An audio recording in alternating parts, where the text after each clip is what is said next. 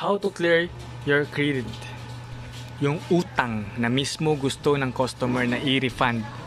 Na gina-insist talaga niya na gusto talaga niyang i-refund yung na transaction niya. Hindi na itutuloy. Okay, ganito. For example, magka-cash in tayo. For example lang muna. 475452931. Enter. No. No. Cash in tayo ha. Row 94754522931. Enter. Then pili tayo dito na kasi kulang. Yan, example natin kulang yung load wallet. Then hihigitan natin yung transaction natin. 100 lang muna. Okay. Okay. Try natin para makuha niyo yung magigets niyo. Dapat hindi naka-fold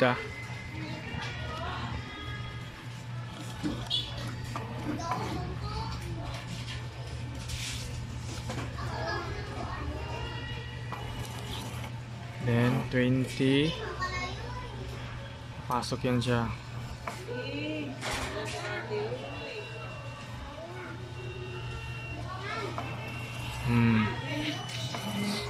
Uy, luwa. Okay. Diba? Pumasok siya, nagtransact siya.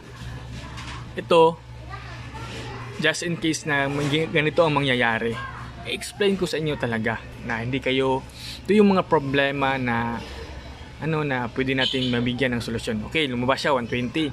Kasi kulang yung load wallet natin. Yung laman lang kasi is, for example, is 50 pesos.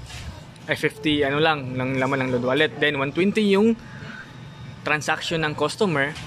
Then hindi man pwede kasi kulang man, nag-transaction failed siya. So, ang gagawin natin ito, ang gagawin ng may-ari ng bendo, kasi nag-insist yung customer na gusto i-cancel, i-inquire balance. Makikita po 09475452931. Enter. Di ba nakikita nyo clear credits po? Klarong-klaro talaga, di ba? I-click natin yan. May lalabas na an OTP code has been sent to your number. Enter it here, di ba? Dito mo i-type. May magte-text po. Okay. Ita-type natin dito 3316. Then okay. Yan yung first na option. Pag andyan pa yung customer na nag-insist po na gusto mag-refund, gusto i-cancel, na i-cancelan niya, diba? Okay, tingnan natin.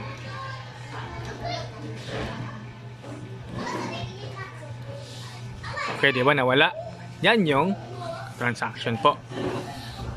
Yan yung napakaganda na pag yung nangyari kulang ng load wallet at saka gusto nilang diba? I-refund ng customer. Yun lang. Then meron pang pangalawa option. Okay? Stay tuned lang ha. Ang pangalawang option is punta tayo sa likod ng machine. Punta tayo sa likod ng machine. Then pupunta natin yung volume up. Volume up. Familiar. Long press mo ng 3 segundo.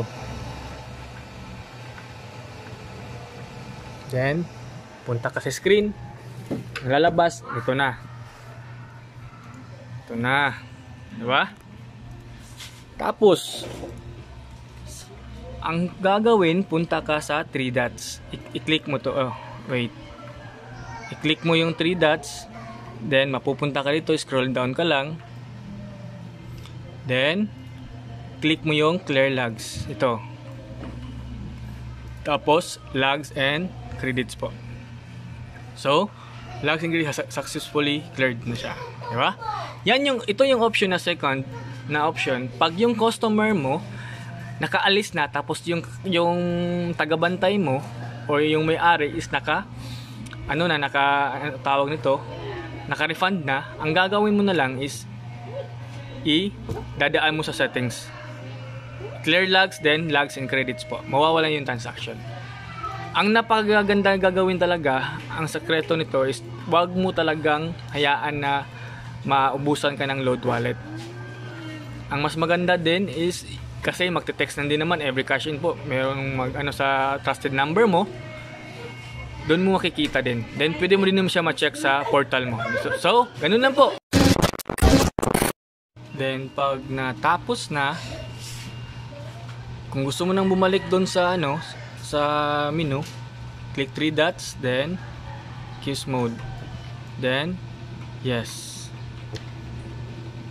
Diba? Then start. Okay, napakadali lang. Ang gagawin nyo lang is linisan nyo lang yung loob. Punasan nyo po, huwag nyo hayaan na malikabukan siya. Lower mo lang ng yung sa coin slot. Sa loob din, linis na lang, normal na linis. Para hindi siya di ba? Punasan din. Then kung meron kayong tagabantay, turuan nyo din kung anong nalalaman nyo. I-share nyo po sa kanila. Di ba? And don't forget po na kung may problema, just lang po. Lang sa sino yung nabilhan niyo po.